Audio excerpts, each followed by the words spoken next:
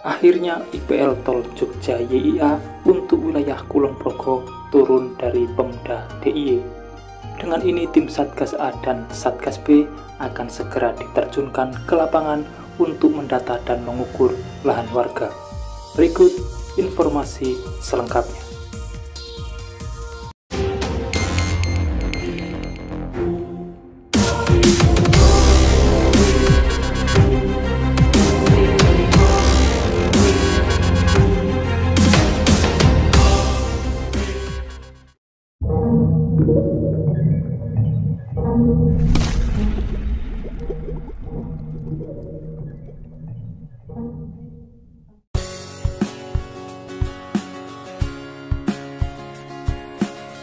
Setelah sekian lama menunggu, Pemda DIY akhirnya mengeluarkan izin penetapan lokasi atau IPL untuk pembangunan jalan tol Jogja YIA Kulon Progo.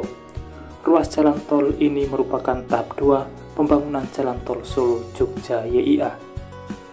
Berdasarkan informasi terkini, lokasi pembangunan jalan tol Solo Jogja Kulon Progo seksi Jogja Kulon Progo untuk wilayah Kabupaten Kulon Progo telah ditetapkan dengan Keputusan Gubernur Daerah Istimewa Yogyakarta nomor 378/KEP/2023 tentang penetapan lokasi pembangunan jalan tol Solo Jogja Kulon Progo seksi Yogyakarta Kulon Progo.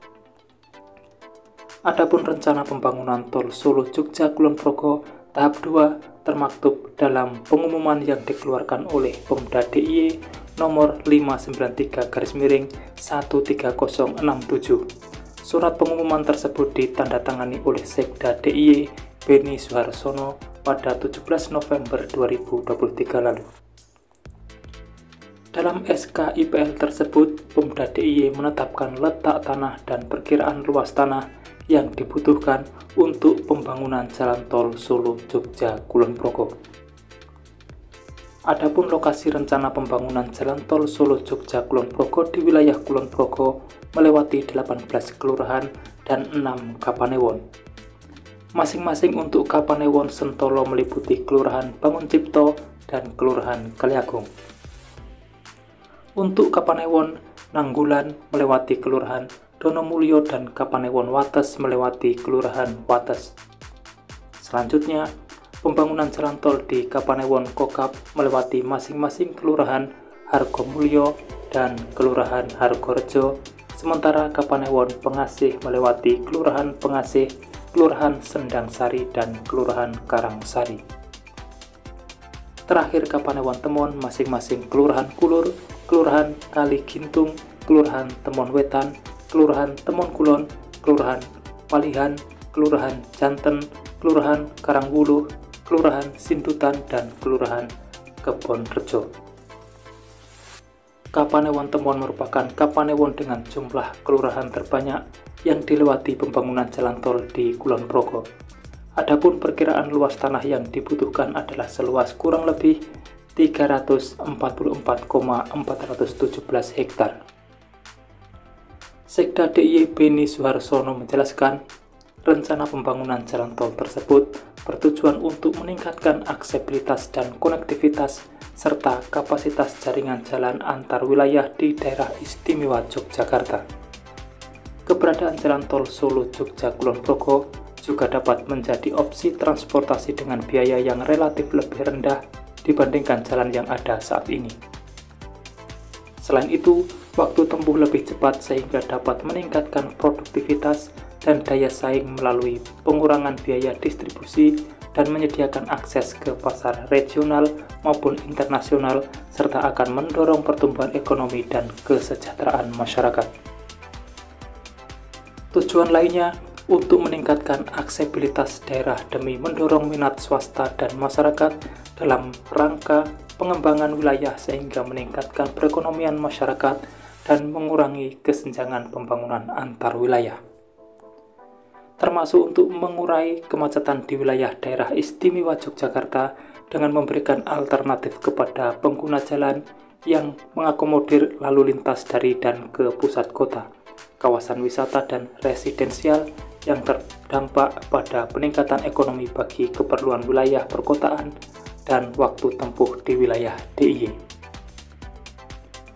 Beni mengatakan juga bahwa pembangunan jalan tol untuk mengakomodir pergerakan kendaraan lalu lintas dari utara selatan maupun sebaliknya, sehingga perlu penambahan jaringan jalan tol baru untuk membantu beban lalu lintas pada ruas jalan exiting Jogja Kulon Progo yang semakin berat karena selalu dipergunakan oleh sebagian besar kendaraan yang masuk atau keluar dari dan menuju pusat kota.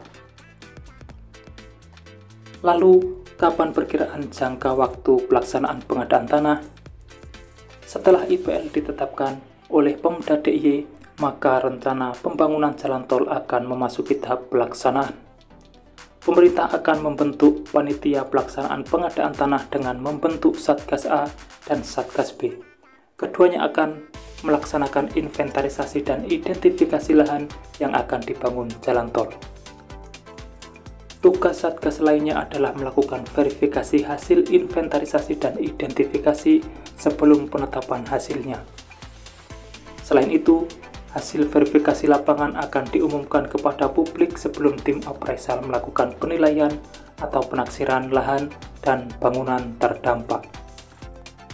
Setelah proses pelaksanaan penilaian oleh appraisal selesai, maka pemilik lahan akan menerima nilai ganti rugi dan musyawarah bentuk kerugian sebelum pelaksanaan pembayaran ganti rugi dilaksanakan.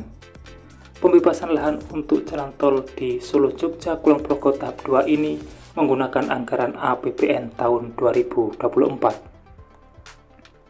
Tertulis rencana jangka waktu pembangunan jalan tol Solo Jogja Kulon Progo tahap 2 ini dilaksanakan selama kurang lebih 36 bulan setelah tahapan pelaksanaan selesai dilakukan.